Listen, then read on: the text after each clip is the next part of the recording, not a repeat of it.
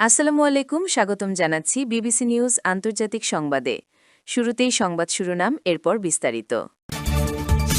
মার্কিন ট্যাঙ্কারে ইরানের হামলায় নিহত এক।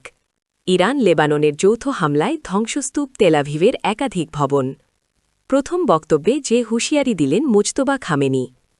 তেলের দাম বাড়লে যুক্তরাষ্ট্রের ইনকাম ভালো হয় ট্রাম্প। দর্শক, এতক্ষণ শুনছিলেন সংবাদ শিরোনাম। এখন বিস্তারিত। আপনি যদি ইসরায়েলের ধ্বংস চান এবং মুসলিমদের পাশে থাকেন, তাহলে ভিডিওতে লাইক করে চ্যানেলটি অবশ্যই সাবস্ক্রাইব করে দিবেন এবং আপনার মূল্যবান মতামত অবশ্যই কমেন্টে লিখে জানিয়ে দিবেন। এখন বিস্তারিত। মার্কিন ট্যাঙ্কারে ইরানের হামলায় নিহত এক। পারস্য উপসাগরে অনুমতি ছাড়া চলাচলকারী নৌযানে হামলা অব্যাহত রেখেছে ইরান। এরই অংশ হিসেবে বুধবার রাতে দুটি তেলবাহী ট্যাঙ্কার আক্রমণ করে দেশটির বিপ্লবী গার্ড কর্পস আইআরজিসি। এর মধ্যে একটি ছিল মার্কিন জাহাজ। এতে তাৎক্ষণিকভাবে একজন নিহত হয়েছে বলে জানিয়েছে আল জাজিরা। হামলার পর ইরান একটি ভিডিও প্রকাশ করেছে, যাতে তাদের দাবি অনুযায়ী একটি বিস্ফোরক বোঝাই নৌকা ইরাকি মালিকানাধীন একটি তেলবাহী ট্যাঙ্কারে আঘাত হানার মুহূর্ত দেখানো হয়েছে। বুধবার রাতের হামলায় আক্রমণ হওয়া দুটি জ্বালানি ট্যাঙ্কারের মধ্যে এটি একটি ছিল। ওই হামলায় অন্তত একজন ক্রু সদস্য নিহত হয়েছেন। এদিকে টাইমস অফ ইসরায়েল জানায়, ইরান পুরো অঞ্চল জুড়ে বিভিন্ন লক্ষ্যবস্তুতে হামলা অব্যাহত রাখায় পারস্য উপসাগরে বুটি তেলবাহী ট্যাঙ্কার আক্রমণ হয়েছে, যাতে একজন নিহত হয়েছেন।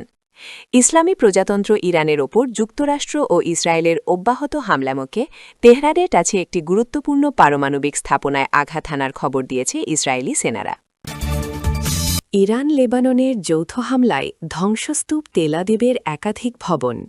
গণহত্যাকারী ইসরায়েলের রাজধানী তেলাবিব লক্ষ্য করে যৌথ হামলা চালিয়েছে ইরানের সেনাবাহিনী ও লেবাননের হিজবুল্লাহ।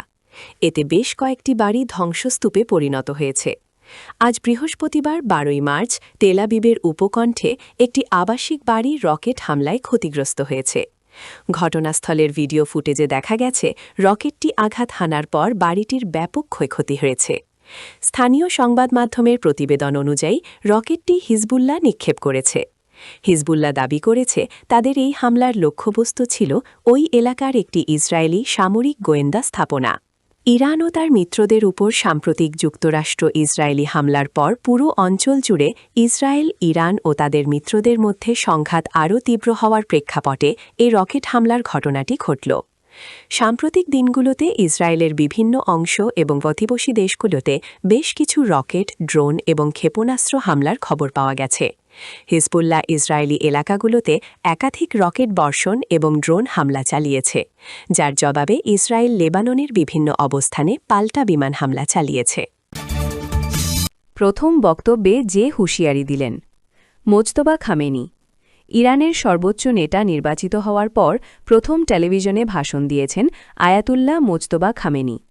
আজ বৃহস্পতিবার 12 মার্চ তিনি গণহত্যাকারী ইসরায়েল ও তাদের সহযোগী যুক্তরাষ্ট্রকে হুঁশিয়ারি দিয়ে বলেছেন, ইরান লড়াই চালিয়ে যাবে। তিনি আরও বলেন, আমরা আমাদের শহীদদের রক্তের প্রতিশোধ নেব।